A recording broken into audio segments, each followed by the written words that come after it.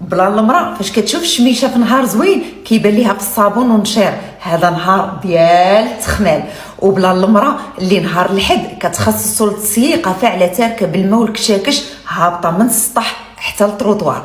وبلا المراه اللي في العطله الكبيره كيبان ليها في البني وعلي وسير وخلي. وبلا المراه اللي كتفضل شريه المواعن على حاجياتها، كنهضر على الضروريات ماشي الكماليات. بلا المراه اللي كتهلا في كل شيء الا نفسها. وبلا المراه اللي كتهز الهم لكل شيء الا نفسها. بلا المراه اللي كتقلق على الاحداث اللي كتوقع فوق ارادتها وما كرهاتش تكونترولي الشاده والفاده في محيطها.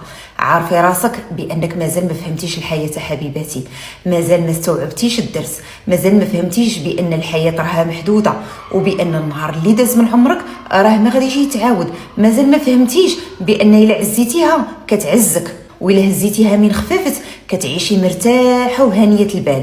مازال ما فهمتيش بان ولادك راكي ربيتيهم والان كيتحملوا مسؤوليتهم في قراراتهم، انت ما عندك حتى شي ذنب. اذا خلي راسك عزيزه.